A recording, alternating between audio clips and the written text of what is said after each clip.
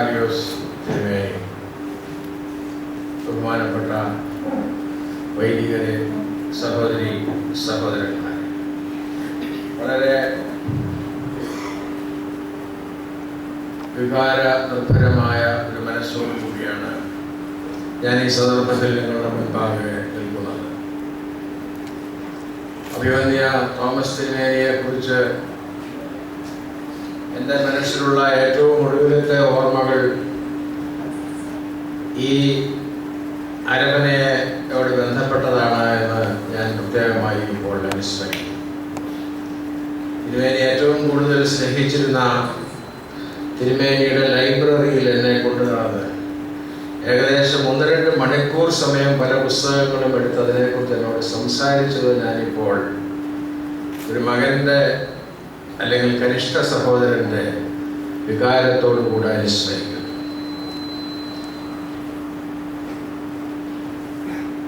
മെത്രാപ്പോലീത്ത തിരുമേനി എപ്പിസ്കോപ്പായി തിരഞ്ഞെടുക്കപ്പെട്ട സമയത്ത് അദ്ദേഹത്തെ സ്നേഹിക്കുന്ന ഒരു വിഭാഗം, അത് പാലക്കുന്നത്ത് കുടുംബമാണോ തിരുവനന്തപുരം ഇടവകയാണോ എന്ന് ഞാനിപ്പോൾ കൃത്യമായിട്ട് ഓർക്കുന്നില്ല, തോമസ് തിരുമേനിയുടെ അടുത്ത് ഒരു അഭിപ്രായം ചോദിക്കുന്നതിനായിട്ട് ചെന്നു. അദ്ദേഹത്തിന് ഞങ്ങളുടെ അച്ഛൻ മെത്രാനാകുമ്പോൾ കൊടുക്കേണ്ടത് സ്വർണത്തിൻ്റെ സ്ലീവായാണോ സ്വർണം പൂശിയ അംശവടിയാണോ എന്ന് തീരുമാനിക്കാനായിട്ട്. തിരുമേനി പറഞ്ഞ മറുപടി, അതൊക്കെ സഭ കൈകാര്യം ചെയ്തുകൊള്ളും, നിങ്ങൾ അച്ഛന് നല്ലൊരു ലൈബ്രറി, ആയുഷ്കാലം മുഴുവൻ ഉപയോഗിക്കാവുന്ന രീതിയിലുള്ള ചിന്തകളെ ഉദ്ദീപിപ്പിക്കുന്ന പുസ്തകങ്ങൾ അടങ്ങിയ ഒരു പുസ്തക ശേഖരമാണ് മർത്തോമാ സഭയിലെ മെത്രാപ്പോലീത്തായിക്ക് പുരുഷൻ്റെ സ്വർണത്തെക്കാളും അംശവടിയുടെ പകിട്ടിനേക്കാളും പ്രധാനമെന്ന് പറഞ്ഞു കൊടുത്ത തിരുമേനി ഇവിടെ അരമനയിൽ ലൈബ്രറി ഉണ്ടാക്കിയപ്പോൾ എന്നെ കൊണ്ടു നടന്ന് കാണിച്ചത് ഞാനിപ്പോഴും ഓർക്കുന്നു. വിദേശത്ത് അവധിയെടുത്ത് സബാറ്റിക്കൽ എടുത്ത് 2 മാസം 3 മാസം താമസിച്ച് അടുത്ത 1 വർഷത്തേക്കുള്ള പ്രസംഗം പ്രിപ്പയർ ചെയ്യാൻ സൗകര്യമുള്ള സ്ഥലങ്ങളുണ്ട് എന്ന് ഇവിടെ എം ജെ ജോസഫ് അച്ഛനും കെ വി മാത്യുവിനൊക്കെ ഉള്ള സദസ്സിൽ ഞാൻ പറഞ്ഞ് പഠിപ്പിക്കേണ്ട ആവശ്യമില്ല. അതിൻ്റെ മാതൃകയായിട്ട് മർത്തോമാ സഭയിലെ അച്ഛന്മാർക്ക് ആണ്ടുതോറും കുറേ ദിവസം ഇവിടെ വന്ന് പ്രാർത്ഥനാപൂർവ്വം ചെലവഴിക്കുവാനും ഈ ലൈബ്രറി ഉപയോഗിച്ച് അവരുടെ അടുത്ത വർഷത്തെ ആധ്യാത്മിക പ്രഭാഷണങ്ങൾക്കും ധ്യാനത്തിന് നേതൃത്വം കൊടുക്കുന്നതിനും ആവശ്യമായ കാര്യങ്ങൾ സമാഹരിക്കുന്നതിനും വേണ്ടി ഞാൻ ഈ ലൈബ്രറി സ്ഥാപിക്കുന്നുവെന്ന് തിരുമേനി എന്നോട് നേരിട്ട് പറഞ്ഞ കാര്യം ആ സായാഹ്നത്തിൽ എന്നെ കൊണ്ടുവന്നത് കാണിച്ചു കഴിഞ്ഞ് ഞങ്ങൾ തിരിച്ചു വന്നിരുന്ന വർത്തമാനം പറഞ്ഞപ്പോൾ പറഞ്ഞ കാര്യം ഞാനിപ്പോൾ ഓർക്കുന്നു. മർത്തോമാ സഭയിലെ എത്ര അച്ഛന്മാരെ ഇത് പ്രയോജനപ്പെടുത്തുന്നുണ്ട് എന്ന് ഞാൻ അറിയുന്നില്ല. പ്രയോജനപ്പെടുത്താത്ത ആളുകൾ ഒരു കാര്യം ഓർമ്മിക്കുന്നത് കൊള്ളാം, തോമസ് തിരുമേനി ഈ സെന്ററും അതിലെ ഈ ലൈബ്രറിയും ഉണ്ടാക്കിയപ്പോഴത്തെ പ്രധാനപ്പെട്ട ഉദ്ദേശം ഈ ഭദ്രാസനത്തിന് മാത്രമല്ല, മർത്തോമാ സഭയിലെ അറിവിനോട് അയിത്തമില്ലാത്ത അച്ഛന്മാർക്കെല്ലാം വന്ന് താമസിച്ച് അടുത്ത 1 വർഷക്കാലത്തേക്കുള്ള തങ്ങളുടെ ആധ്യാത്മിക ശുശ്രൂഷയ്ക്ക് ആവശ്യമായ ഊർജം സംഭരിക്കുന്നതിനുള്ള ഒരു ഇടമായിട്ടാണ് തിരുമേനി ഇതിനെ കണ്ടത്. അങ്ങനെ ഉപയോഗിക്കുന്നില്ല എങ്കിൽ ഇനിയെങ്കിലും ഉപയോഗിച്ച് തുടങ്ങാൻ നിങ്ങൾക്ക് ഒരു പ്രചോദനമാകട്ടെ എന്ന് വിചാരിച്ചാണ് ഞാൻ ഇത് ഇപ്പോൾ പറഞ്ഞത്. അപ്പോൾ തിരുമേനിയുമായി എനിക്കുള്ള ബന്ധം എൻ്റെ ശൈശവത്തിൽ നിന്ന് ആരംഭിക്കുന്നതാണ്. എൻ്റെ അനിയൻ ഇവിടെയുണ്ട്. ഞങ്ങൾ കുട്ടികളായിരുന്ന കാലത്ത് ഞങ്ങളുടെ അമ്മ വീട്ടിൽ വരുമ്പോൾ അമ്മയുടെ അപ്പൻ്റെ സഹോദരിയെ പനമ്പനയിലാണ് വിവാഹം ചെയ്ത് അയച്ചിരുന്നത്. അതുകൊണ്ട് സ്ഥിരമായി പോകുന്ന ഒരു വീടായിരുന്നു പനമ്പനയിലെ തറവാട്.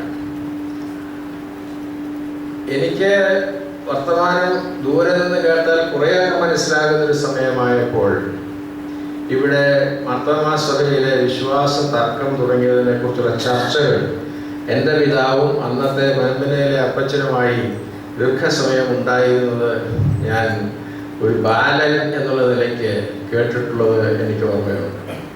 അതിനു മുൻപ് അതിനേക്കാൾ ചെറുപ്പമായിരുന്ന കാലത്താണ് പെരുമ്പാവൂർ ആശ്രമം സ്കൂളിൽ ഒരു SCMൻ്റെ യോഗത്തിൽ വെച്ച് തിരുമേനി അച്ഛനായിരുന്നപ്പോൾ ഒരു കഥ പറഞ്ഞു. അന്ന് എനിക്ക് 9 വയസ്സ് കാണും.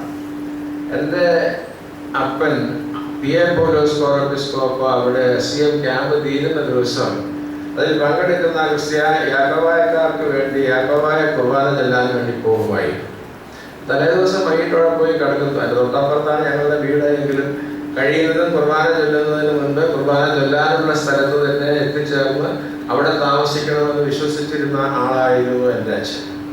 അച്ഛൻ വലിയ ഉൽപ്പതിഷ്ണുവായിരുന്നു എന്ന് ഞാൻ ഇനി പറയാൻ പോകുന്ന കാര്യങ്ങൾ കൊണ്ട് നിങ്ങൾക്ക് തോന്നിയേക്കാമെങ്കിലും മാറ്റപ്പെടേണ്ട ചട്ടങ്ങൾ മാറ്റപ്പെടുന്നത് വരെ അനുസരിക്കപ്പെടേണ്ടതാണ് എന്ന് നിർബന്ധമായി വിശ്വസിച്ചിരുന്ന ഉൽപ്പതിഷ്ണുവായിരുന്നു അച്ഛൻ. പല ചട്ടങ്ങളും മാറ്റണമെന്ന് അച്ഛൻ അഭിപ്രായമുണ്ടായിരുന്നു. പക്ഷെ മാറ്റാൻ അധികാരമുള്ളവർ മാറ്റുന്നത് വരെ മാറ്റപ്പെടാത്ത ചട്ടങ്ങൾ അനുസരിക്കപ്പെടണമെന്ന് വിചാരിച്ചിരുന്നത് കൊണ്ടാണ് അച്ഛൻ അങ്ങനെ പോയിരുന്നത്. അങ്ങനെ ഞങ്ങളവിടെ പോയി താമസിച്ചപ്പോൾ ഞാനാണ് കുർബാനയ്ക്ക് കൂടുന്നത്. ഞാൻ 5 വയസ്സിൽ തുടങ്ങിയതാണ് ഈ കപ്പ്യാര് പണി. ഇപ്പോഴും ഭയങ്കര സഭയില് ശമ്പളം വാങ്ങിക്കാത്ത കപ്പ്യാരന്മാരിൽ ഏറ്റവും സീനിയർ ഞാനായിരിക്കണം. കാരണം എൻ്റെ കൂടെ തുടങ്ങിയ ആളുകളിൽ ചിലരൊക്കെ മെത്രാന്മാരായി, ചിലരൊക്കെ പതിവായി ഇറങ്ങിപ്പോയി, ചിലരൊക്കെ ഇറക്കി വിട്ടു. ഒരാളെ ഇറക്കി വിട്ടത് എങ്ങനെയാണെന്ന് വെച്ചാൽ ഞങ്ങളുടെ നാട്ടിൽ താമസിയാതെ ഇറക്കി വിട്ടു. ഈ പ്രമേയം വായിക്കുന്ന ആദ്യത്തെ പ്രമേയം വായിക്കുന്ന സമയത്ത് ശുശ്രൂഷകൻ പറയേണ്ട ഒരു വാക്യമുണ്ട് നമ്മുടെ പഴയ തക്സയില്.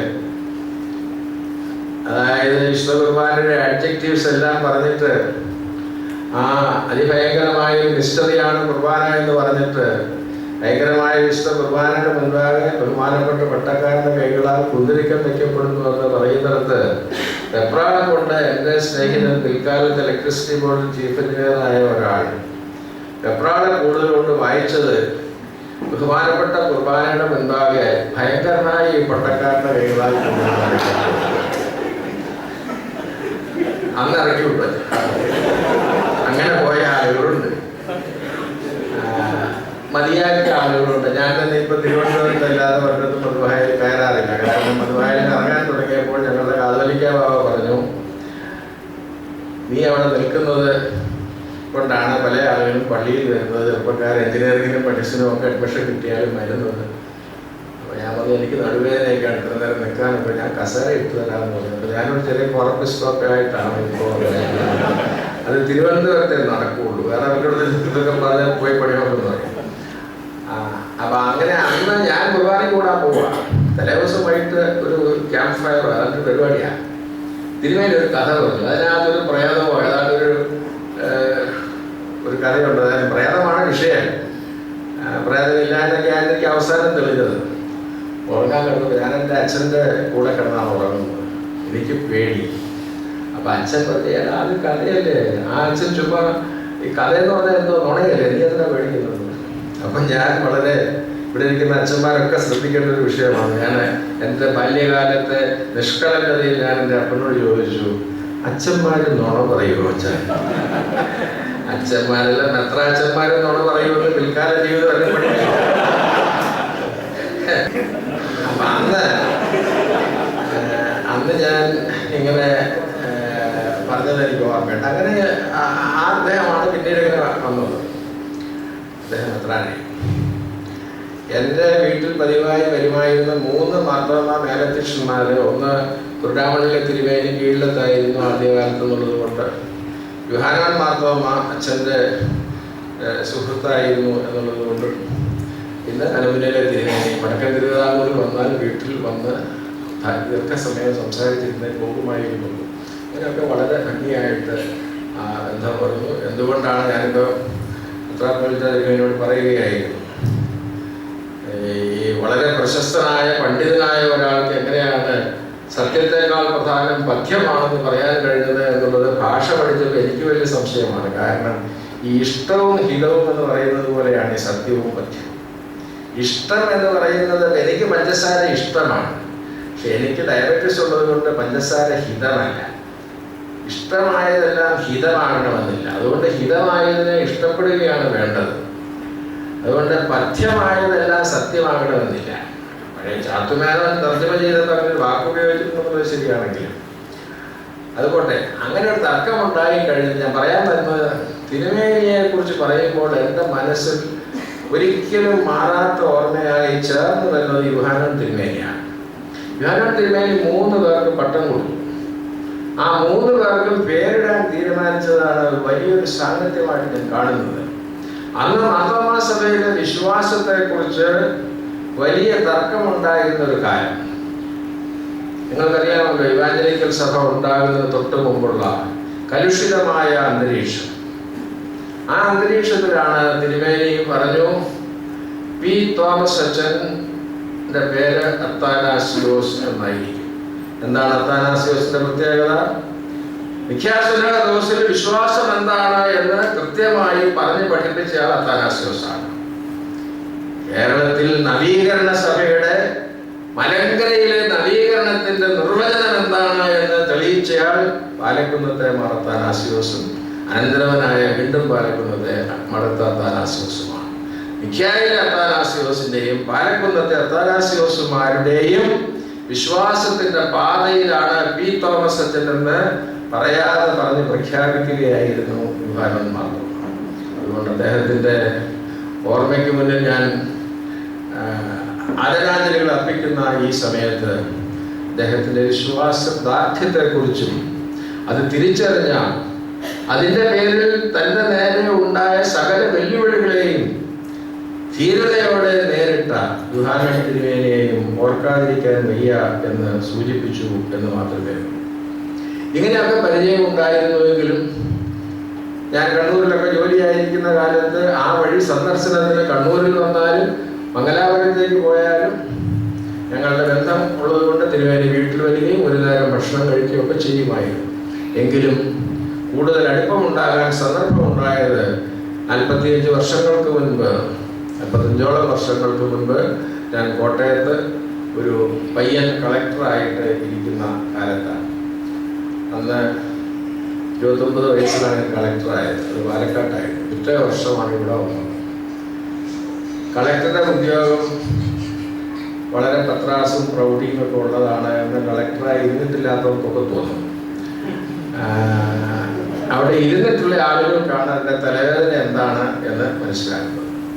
അന്നൊക്കെ എനിക്ക് മൊബൈലൊന്നും ഇല്ലാത്തത് കൊണ്ട് ആവശ്യമില്ലാത്ത ഉത്തരവുകളൊക്കെ മന്ത്രിമാരെ വിളിച്ച് പറഞ്ഞാൽ ഹലോ ഹലോ ഹലോ എന്ന് 4 പ്രാവശ്യം പറഞ്ഞാൽ കേൾക്കുന്നില്ല എന്ന് അവർ വിചാരിച്ചോളൂ. അതിനൊക്കെ ചില സൗകര്യങ്ങൾ ഞങ്ങൾ ഉപയോഗിച്ചിട്ടുണ്ട്. എങ്കിലും മഹാമനക്കേടായിരുന്നു. അങ്ങനെയൊക്കെയുള്ള പല സന്ദർഭങ്ങളിലും ഞാൻ തിരുമേനിയെ പോയി കാണുമായിരുന്നു. എനിക്കിവിടെ വന്നപ്പോൾ ഉണ്ണുണ്ണിച്ചാൻ ഉണ്ടായിരുന്ന എൻ്റെ അച്ഛൻ്റെ ഗുരുവായിരുന്നു. അദ്ദേഹം പിറ്റേ വർഷം മരിച്ചു. പിന്നെ ഞാനിവിടെ ഇരുന്ന 3 വർഷക്കാലവും എനിക്ക് 2 പേരാണ് എൻ്റെ മനസ്സ് തുറക്കാനും ആത്മാവിൻ്റെ കണ്ണുനീരുകളുടെ ടാപ്പ് തുറന്നൊഴുക്കി വിടാനും ഉണ്ടായിരുന്നത്. ഒന്ന് പഴയ സെമിനാരിയിലെ പ്രിൻസിപ്പലായിരുന്ന പിൽക്കാലത്ത് ഗ്രിഗോറിയോസ് എന്ന പേരിൽ മെത്രാനായ പോൾ വർഗീസ് അച്ഛൻ, മറ്റേത് പരമ്പനയിലെ തിരുമേനി. പോൾ വർഗീസ് തിരുമേനി എൻ്റെ ബൗദ്ധിക കൗതുകങ്ങളെയാണ് കൂടുതൽ ഉണർത്തിയത്. ഞാൻ വായനയിൽ നേരിട്ട പ്രശ്നങ്ങളെക്കുറിച്ചും എൻ്റെ വായന പോകുന്ന മാർഗങ്ങളെക്കുറിച്ചുമുള്ള സംശയങ്ങളായിരുന്നു അവിടെ. തോമസ് തിരുമേനിയുടെ കൂടെ ഇരിക്കുന്നത് വളരെ വിശുദ്ധമായ ഒരു അനുഭവമായിരുന്നു. അവിടെ വൈകുന്നേരം 1 മണിക്കൂർ ഇരുന്നിട്ട് തിരിച്ച് വന്നാൽ അക്കാലത്ത് സിഗരറ്റ് വലിക്കുമായിരുന്ന എനിക്ക് അന്നൊരു സിഗരറ്റ് കത്തിക്കാൻ പോലും തോന്നുമായിരുന്നില്ല. അത്ര മഹത്തായ വിശുദ്ധമായ ഒരു സന്നിധിയിൽ നിന്നാണ് ഞാൻ ഇറങ്ങി വരുന്നത് എന്നൊരു ബോധ്യം എന്നിൽ ഉണ്ടാക്കുവാൻ ഈ മഹാനായ മനുഷ്യന് കഴിഞ്ഞിരുന്നു. അദ്ദേഹം തമാശ പറയുന്ന ആളായിരുന്നു, പക്ഷേ ചിരിക്കുന്നത് ചുണ്ട് കോട്ടിയുള്ള ആ ഒരു അർത്ഥമന്ദഹാസമായിരുന്നു എന്ന് അദ്ദേഹത്തെ കുറിച്ച് ഓർമ്മയുള്ള ആളുകൾക്കറിയാം. അങ്ങനെയൊക്കെ പല കാര്യങ്ങളും ആ സംഭാഷണങ്ങളിലേക്ക് ഞാൻ പോകുന്നില്ല. ഞാൻ അദ്ദേഹത്തോട് കുസൃതി പറഞ്ഞിട്ടുണ്ട്. അദ്ദേഹത്തിൻ്റെ അർത്ഥമന്ദഹാസം പ്രകോപിപ്പിക്കുന്ന തരത്തിലുള്ള ഫലിതങ്ങൾ പറഞ്ഞിട്ടുണ്ട്. പക്ഷെ എൻ്റെ പ്രയാസങ്ങളും ബുദ്ധിമുട്ടുകളും ഉണ്ടായ സമയങ്ങളിൽ ഒക്കെ ഞാൻ അവിടെ ആണ് ഒരഭയം കണ്ടെത്തിയിരുന്നത് എന്നുള്ളത് ഈ സന്ദർഭത്തിൽ ഓർക്കുന്നു. അങ്ങനെ ഒരു സന്ദർഭത്തിൽ ഞങ്ങൾ അവിടെ നിന്ന് സംസാരിച്ച് പോരുമ്പോൾ മാത്രത്തിനുണ്ടായി. അത് ഈ മാതാപിതാക്കൾക്ക് അറിയാവുന്ന ആളാണല്ലോ. അതുപോലെ മഹാനായ ഒരു ക്രിസ്തു ശിഷ്യനെ എവിടെയാണ് കാണാൻ കഴിയുന്നത്?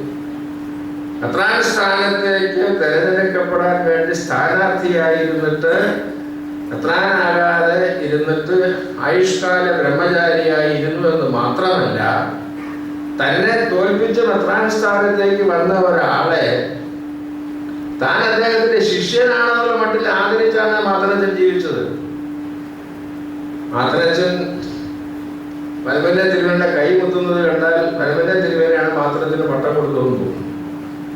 അതായിരുന്നു മാത്തനച്ചന്റെ വിനയം. അതും അറിയേണ്ട കാര്യമായതിനെ പറയുകയാണ്. മാത്തനച്ചന്റെ കൂടെ വന്ന ഒരു ചെറുപ്പക്കാരൻ അച്ഛൻ വണ്ടിയിൽ നിന്ന് ഇറങ്ങിപ്പോയപ്പോൾ അദ്ദേഹത്തെ വഴിക്ക് ഡ്രോപ്പ് ചെയ്തു തിരുമേനി. എന്നിട്ട് ആ അച്ഛൻ ഇറങ്ങിയപ്പോൾ കൈമുത്തിയില്ല. നേരത്തെ ഒക്കെ കൈമുത്തിയതില്ലെന്നായിരിക്കും അദ്ദേഹം ഓർത്തത്. നമ്മുടെ ഈ സുറിയാനക്കാരൊരു പാരമ്പര്യമാണല്ലോ. വയലൊക്കെ ആണെങ്കിൽ ഗ്രൂപ്പ് പറ്റിയുണ്ട്, വീശോട് വീശ്, മുത്തോട് മുത്തൊന്ന് ഞാൻ തന്നെ ഇവിടെ എഴുതിയിട്ടുണ്ട്. നമ്മുടെ സഭയിൽ ഒരാൾ മെത്രാനായാലും പിന്നെ അദ്ദേഹത്തിന് വിനയം സൂക്ഷിക്കാൻ വലിയ പാടാണ്. കാരണം ഞങ്ങൾ നിങ്ങളെ വിനയമായിട്ടുള്ളവരായി ജീവിക്കാൻ അനുവദിക്കില്ല. ഞങ്ങൾ നിങ്ങൾക്ക് ഭക്ഷണം തരികയില്ലല്ലോ, ഞങ്ങൾ തരുന്നത് മേശയാണ്. മുഴുവൻ മേശയോടെ വിഴുങ്ങിക്കൊള്ളാം. അതാണ്.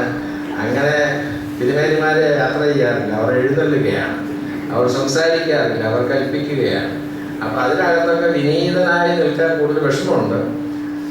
അതുകൊണ്ട് അപ്പം ആ മാത്തനച്ഛൻ്റെ ഓർമ്മ വരാൻ കാരണം അച്ഛൻ എന്നെനിക്ക് പറഞ്ഞ ഒരു കാര്യം ഞാൻ എത്രയോ പ്രസംഗങ്ങളിൽ വിഭിന്ന സാഹചര്യങ്ങൾ ഉപയോഗിച്ചിട്ടുണ്ട്. അച്ഛൻ എന്നോട് പറഞ്ഞു, അന്ന് പറഞ്ഞത് ഏലിയാവെ ഇവിടെ നിനക്കെന്ത് എന്നുള്ള വാക്യം വായിച്ചിട്ടുണ്ടോ എന്ന് ചോദിച്ചു. അത് 5 മിനിറ്റ് കൊണ്ട് അച്ഛൻ എക്സ്പ്ലെയിൻ ചെയ്തു തന്നു. പിന്നെ ഞാനതൊരു 500 പ്രസംഗത്തിൽ 500 വിധത്തിൽ അവതരിപ്പിച്ച് കാണും.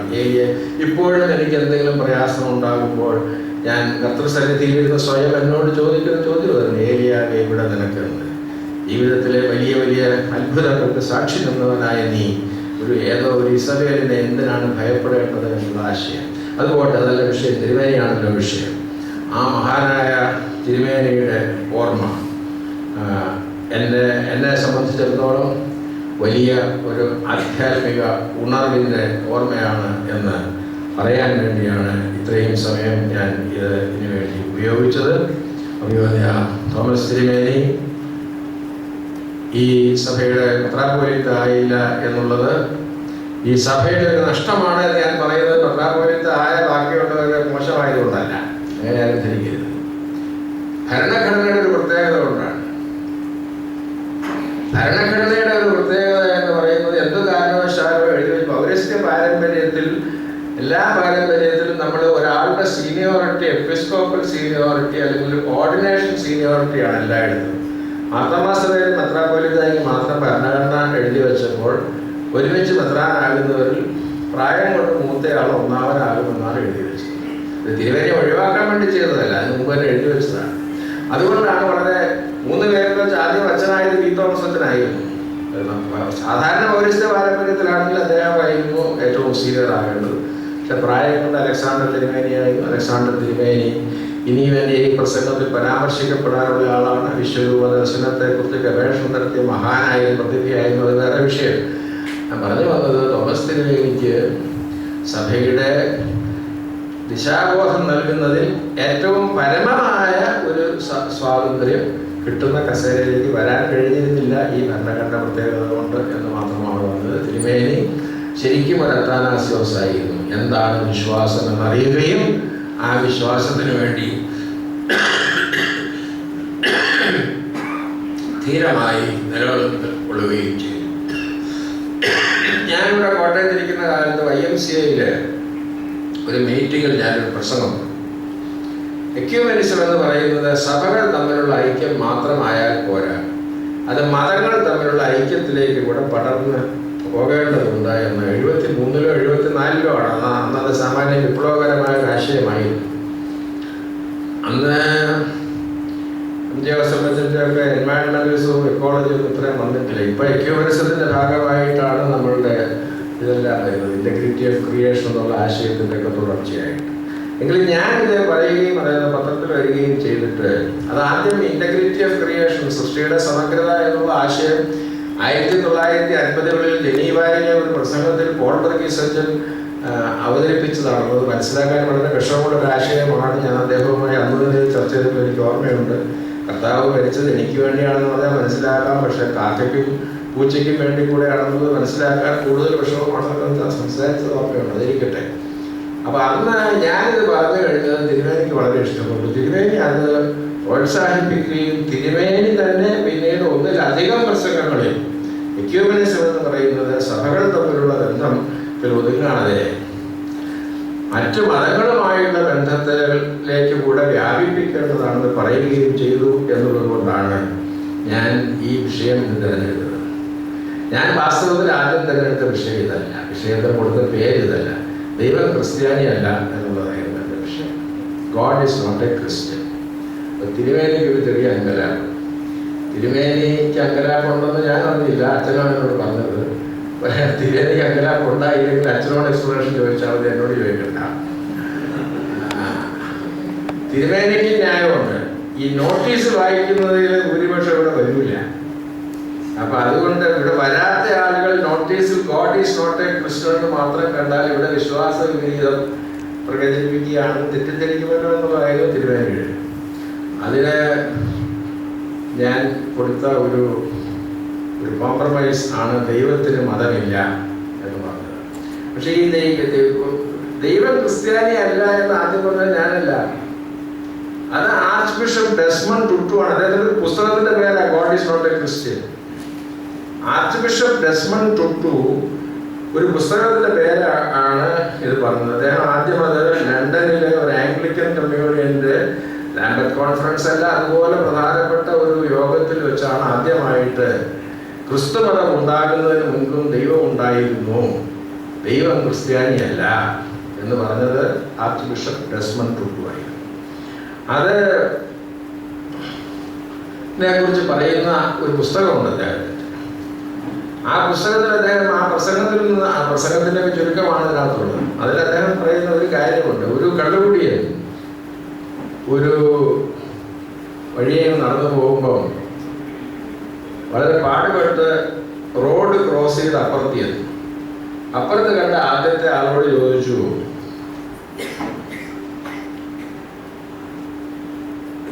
ഈ which is the other side? Road cross ചെയ്ത് അപ്പുറത്ത് വന്നിട്ട് അപ്പുറത്ത് ക്രോസ് ചെയ്ത് മറ്റേ സൈഡിൽ ആളോട് ചോദിച്ചപ്പോൾ അയാളോട് ചോദിച്ചു, which is the other side of the street? നാക്ക് കുഴഞ്ഞിരിക്കുകയാണ്. നാക്ക് പാർക്കും കുഴയാണ്. ഈ പണ്ടൊരു അച്ഛനും കപ്പിയാരും കൂടെ ഭവന സന്ദർശനത്തിന് പോയി. മാത്രം മകൻ അച്ഛന്മാരെല്ലാം കേട്ടോ. സ്കോട്ട്ലൻഡിലാണ്. കോട്ടയത്ത് വീടുകളിൽ വൈകിട്ട് ചെന്നാൽ ചായയോ കാപ്പിയോ വേണമെന്ന് ചോദിക്കാറില്ല, സോഡയാണോ വെള്ളമാണോ എന്നാണ് ചോദിക്കുന്നതെന്നാണ് പുറത്തുള്ള ആളുകളുടെ ഒരു സംസാരം. സ്കോട്ട്ലൻഡിൽ അതും ചോദിക്കില്ല, വല്ലതും ചേർക്കണോ വേണ്ടല്ലോ ഇങ്ങനെ. അപ്പോൾ ഒരു 5-6 വീട് കയറി കഴിഞ്ഞപ്പോൾ അച്ഛനൊരു സംശയം അച്ഛന് തലയ്ക്ക് പിടിച്ചു. ഈ കപ്പിയാർ മാക്ഡൊണാൾഡ് പുറകുവശത്ത് പോയി വീട്ടുകാരോട് സെറ്റ് കൂടി അവിടെ ഇരുന്ന് ഇങ്ങനെ അടിക്കുന്ന ഒരു അച്ഛനായിരുന്നു. ഇറങ്ങിയപ്പോൾ അച്ഛൻ കപ്പിയാരോട് എടാ മാക്ഡൊണാൾഡ്, ഞാൻ മുമ്പേ സ്ട്രൈറ്റ് നടക്കാൻ, ഞാൻ നടക്കുന്നത് നേർവരയിലാണെന്ന് നീ നോക്കണോ? അപ്പൊ കപ്പിയാർ പറഞ്ഞു, പക്ഷെ അച്ഛൻ നടക്കുക സ്ട്രൈറ്റിലേക്ക് തന്നെ, കൂടെയുള്ള മറ്റേ അച്ഛൻ ഏത് പള്ളിയില്ല, അദ്ദേഹത്തിന് ഡബിൾ വിഷനായി. അച്ഛന് സംശയം തോന്നുന്നു, മറ്റാൾക്ക് നിശ്ചയായി. അതുപോലെ അപ്പൊ ഈ കള്ളു പിടിച്ചാൽ ഇപ്പുറത്ത് വന്നിട്ട് വിച്ച് ഇസ് അതർ സൈഡ് എന്ന് ചോദിച്ചു. അപ്പൊ ഇയാൾ പറഞ്ഞു, ഇയാൾ എവിടെ നിന്ന് വന്നോ ആ സൈഡാണ്, അതാണ് അതർ സൈഡ്. അപ്പൊ അദ്ദേഹം പറഞ്ഞു, ഇതൊരു വിലക്കെട്ട പരിപാടിയാണല്ലോ. അപ്പുറത്ത് ഒരാളോട് ചോദിച്ചപ്പോൾ അയാൾ പറഞ്ഞു ഇപ്പുറത്താണ്. ഇവിടെ വന്ന് നിങ്ങൾ പറഞ്ഞു അങ്ങേ അവസ്ഥ. ഡെസ്മണ്ട് ടുട്ടു പറയുന്നത്, where the other side is depends on which side you are in. നമ്മൾ ഏത് സ്ഥാനത്താണ്, ഏത് വശത്താണെന്നുള്ളതിനെ ആശ്രയിച്ചാണ് അവരൻ ഏത് വശത്താണുള്ളത് ഇരിക്കുന്നത് എന്നാണ് ആർച്ച് ബിഷപ്പ് ടുട്ടു എഴുതിയിട്ടുള്ളത്. അതുകൊണ്ട് ടുട്ടു പലപ്പോഴും പറയുന്ന, ആവർത്തിച്ച അവിടെ തന്നെ പറയുന്ന വേറെ കാര്യം ഞാൻ പലപ്പോഴും പറഞ്ഞിട്ടുള്ളതാണ്. ഇത് വായിക്കുന്നതിന് മുമ്പും ഞാൻ എന്തുകൊണ്ടാണ് യാക്കോബായ സഭയിലെ പാത്രിക്കസ് വിഭാഗത്തിലെ ഒരു അംഗമായത്? ഞാൻ അന്ത്യോക്യ സിംഹാസനത്തിൽ നിന്ന് സകല നൽവരവും ഒഴുകി വരുന്നുവെന്ന് വിശ്വസിക്കുന്ന അങ്കമാലി ഭദ്രാസനത്തിലെ കുറുപ്പുംപടി പള്ളിയിലെ ബി BA പൗലോസ് കോറെപ്പിസ്കോപ്പായുടെ മകനായിട്ട് ജനിച്ചു. ഞാൻ മാരാമൺ പ്രദേശത്ത് വാലക്കുന്നത്ത് കുടുംബത്തിലാണ് ജനിച്ചതെങ്കിൽ ഞാനൊരു മാർത്താമക്കാരനായി. ഞാൻ ഏതെങ്കിലും ഒരു ഹിന്ദു കുടുംബത്തിൽ ജനിച്ചിരുന്നെങ്കിൽ ഒരു ഹിന്ദു ആകുമായിരുന്നു. ഞാൻ യാക്കോബായ സഭയിലെ പാത്രിക വിഭാഗത്തിലെ ഒരു വിശ്വാസിയായിരിക്കുന്നതിൻ്റെ പ്രധാനപ്പെട്ട കാരണം ഞാൻ അങ്ങനെ ഒരു കുടുംബത്തിൽ ജനിച്ചു എന്നുള്ളതാണ്. ഇത് തിരിച്ചറിയാനുള്ള വിനയമാണ് നമുക്ക് ആദ്യം ഉണ്ടാകേണ്ടത് എന്നാണ് എനിക്ക് ബോധിപ്പിക്കാറുള്ളത്. അതുകൊണ്ടാണ് ടുട്ടു പറയുന്നത്, it is an arrogance to claim that finite as we humans are, we know something about the infinite God in absolute terms. എങ്ങനെ പറയാൻ സാധിക്കുമെന്നാണ് ആർച്ച് ടുട്ടു ചോദിക്കുന്നത്. ദൈവം നമ്മെയൊക്കെ അവരുടെ സ്വരൂപത്തിലും സാദൃശ്യത്തിലും സൃഷ്ടിച്ചു എന്ന് നമ്മൾ പറയുന്നു. നല്ല കാര്യം തന്നെ. ദൈവം നമ്മളോട് പ്രത്യേകമായ ഉടമ്പടി ബന്ധത്തിൽ വന്നു എന്ന് നമ്മൾ പറയുന്നു. നല്ല കാര്യം തന്നെ. പക്ഷെ ടുട്ടു പകുതി പരിഹാസമായി പറയുന്നുണ്ട്, ദൈവം സ്വന്തം സാദൃശ്യത്തിൽ നമ്മെ സൃഷ്ടിച്ചതിന് പ്രത്യുപകാരമായി നമ്മൾ നമ്മുടെ സാദൃശ്യത്തിൽ ദൈവത്തെ സൃഷ്ടിച്ചു. ഇത് ടുട്ടു പറഞ്ഞാണ്, God created us in His image and then return we have created God in our image. അവിടെയാണ് പ്രശ്നം. അതുകൊണ്ടാണ് ടുട്ടു God is not a Christian എന്ന് പറയാനായിട്ട് ആരംഭിച്ചത്. അതുകൊണ്ട് ആദ്യമായിട്ട് നമ്മളുടെ നാരോ പ്രെജുഡിസസ്, നമ്മുടെ ടുട്ടുവിന്റെ വാക്കുകൾ തന്നെ ഉദ്ധരിച്ചേക്കാം. God created man in His own image and man returned the compliment, saddling God with His own narrow prejudices and exclusivity, foibles and temperamental quirks. God remains God whether God has worshippers or not. ദൈവത്തിന് ആരാധകരുടെ സാന്നിധ്യം നിർബന്ധമല്ല. ദൈവം ദൈവമായിരിക്കുന്നതിന് ആരാധകർ ഉണ്ടാകണം എന്നില്ല. അതാണ് ആദ്യത്തെ അടിസ്ഥാന പ്രമാണം. ദൈവം ദൈവമായിരിക്കുന്നത് നമ്മളുടെ ദാക്ഷിണ്യം കൊണ്ടല്ല, ദൈവത്തിൻ്റെ മഹത്വം കൊണ്ടാണ്. അത് നമ്മൾ മനസ്സിലാക്കണം. ആദ്യം നമ്മളുടെ പരിമിതമായ അറിവുകൾ വെച്ചുകൊണ്ട് ദൈവത്തെ നിർവചിക്കാൻ ശ്രമിക്കരുത്. ഇത് എൻ്റെ ആശയമല്ല, പല ആളുകളും പറഞ്ഞിട്ടുണ്ട്. ഏറ്റവും ഒടുവിലായി ഞാൻ വായിച്ചത് ടുട്ടു എഴുതിയ പുസ്തകത്തിലാണ്. ഇത് പോലെ രണ്ടാമത്തെ ഒരാശയം, ഒരു മതത്തിന് എന്തെല്ലാം ഘടകങ്ങളുണ്ട്. ഒന്ന്, ഈശ്വര വിശ്വാസം. രണ്ട്, ആ ഈശ്വരനെ എങ്ങനെയാണ്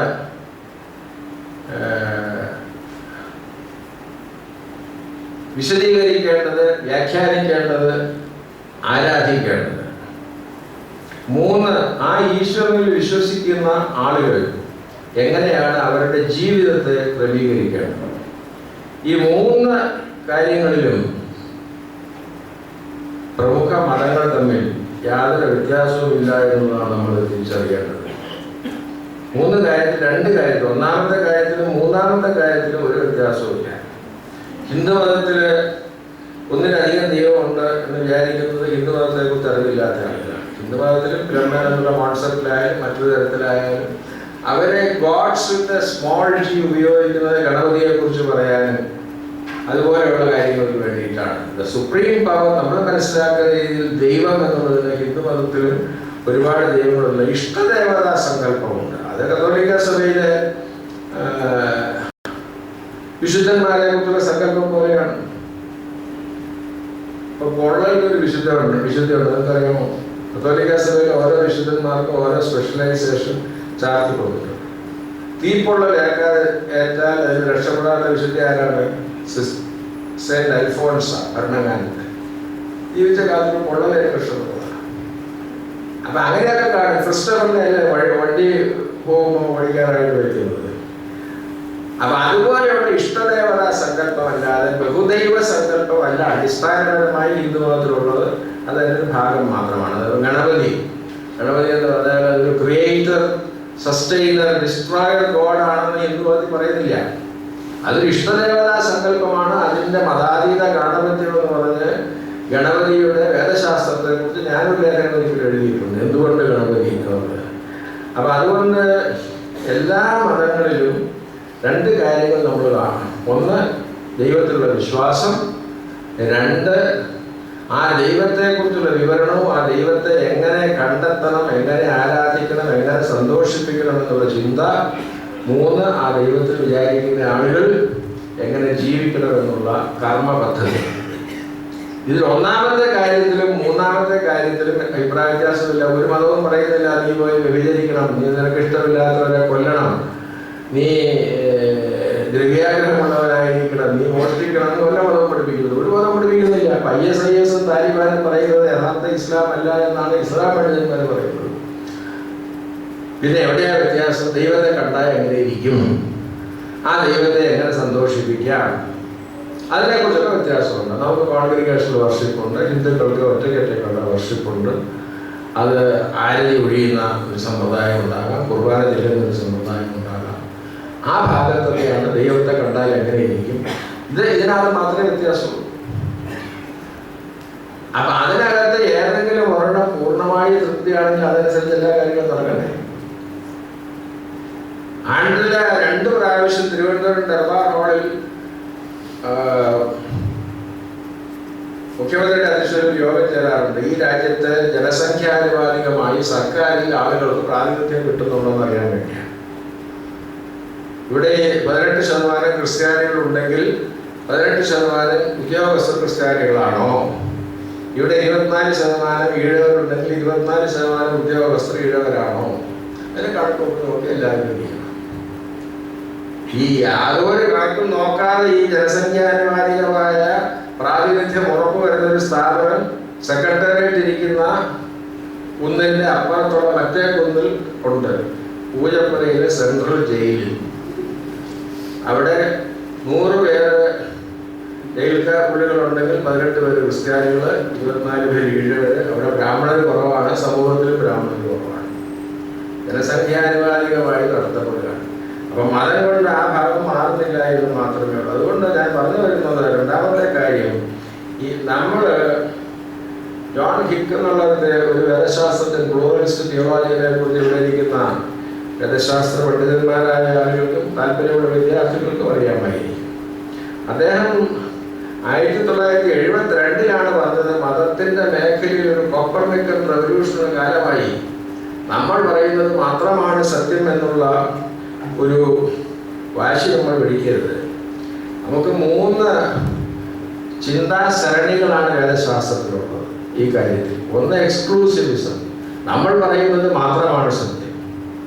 2, ഇൻക്ലൂസിവിസം, നമ്മൾ പറയുന്നത് തന്നെയാണ് മറ്റുള്ളവരും പറയുന്നത്, അവർ പറയുന്നത് നമ്മൾ പറയുന്നതാണെന്ന് അവർക്ക് അറിഞ്ഞുകൂടാ എന്ന് മാത്രമേ ഉള്ളൂ. വലിയ കോൺഡിസെൻഡിങ്, പേട്രണൈസിങ് ഒരു ആറ്റിറ്റ്യൂഡാണത്. അത് കാൾ റാനർ ഒരിക്കൽ പറഞ്ഞ ബുദ്ധിസ്റ്റ് ആർ അനോണിമസ് ക്രിസ്ത്യൻസ് എന്ന്.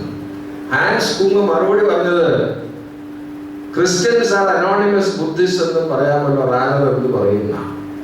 അപ്പൊ അതുകൊണ്ട് ഇൻക്ലൂസിവിസം അഹങ്കാരത്തിന്റെ അങ്ങേ അറ്റമാണെന്നാണ് എനിക്ക് തോന്നുന്നത്. ഉൾപ്പെടെയുള്ള ആളുകൾ പറയുന്ന നമ്മുടെ കൂട്ടത്തിലെ ബ്രോഡ് മൈൻഡഡ് എന്ന് പറയുന്ന ആളുകളൊക്കെ പറയുന്നതാണ് എക്സ്ക്ലൂസിവിസം, പറയാത്തവരും പറയുന്നതാണ് ഇൻക്ലൂസിവിസം. പ്ലൂറലിസം എന്ന് പറയുന്ന അങ്ങനെയാണ്. പ്ലൂറലിസം എന്ന് പറയുന്നത് ഒരു സാൽവിഫിക് എലിമെന്റ്, രക്ഷാകരമായ മോചനത്തിന്റെ ഒരു അംശം ദൈവം ഓരോ മതത്തിലും വെളിപ്പെടുത്തിയിട്ടുണ്ട് എന്ന് തിരിച്ചറിയാനുള്ള വിനയമാണ് പ്ലൂറലിസം കൊണ്ട് ഉദ്ദേശിക്കുന്നത്. അതുകൊണ്ട് പ്ലൂറലിസത്തിന് പല കാര്യങ്ങളും പറയാം.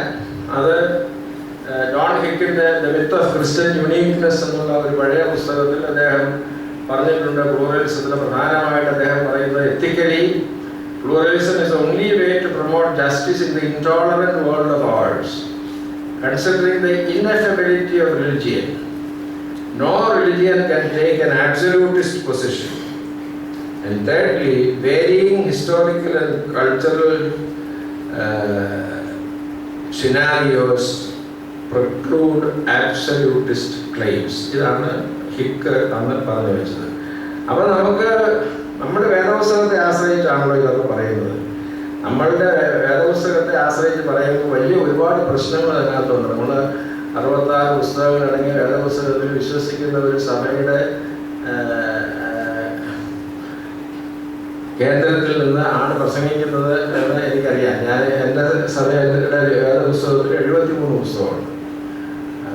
ഞങ്ങൾ പറയാറുള്ള ഏറ്റവും പ്രധാനപ്പെട്ട ഒരു ആർഗ്യുമെൻ്റ്, വളരെ ലളിതമായ ആർഗ്യുമെൻ്റ്, വേദപുസ്തകത്തിൽ 66 പുസ്തകമേ ഉള്ളൂ എന്ന് വേദപുസ്തകത്തിൽ പറഞ്ഞിട്ടില്ല എന്നുള്ളതാണ്.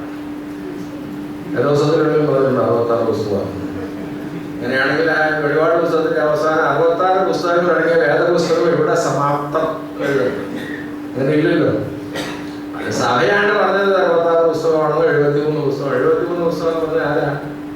യേശു ക്രിസ്തുവിനെ കുരിശിൽ തരത്തെ ആളുകളുടെ കൊച്ചുമക്കള് AD 73 ആണ്ട് ജാമിനിയ എന്ന സ്ഥലത്ത് യോഗം കൂടി എബ്രായ ഭാഷയിൽ മൂലം കാണിക്കാൻ കഴിയാത്ത ഗ്രീക്ക് തർജ്ജമ മാത്രമുള്ളൂ എന്ന് വേദപുസ്തകം അല്ല എന്ന് പറഞ്ഞു. അത് അവരും ഡയസ്പോറയിലുള്ള കൂടുതൽ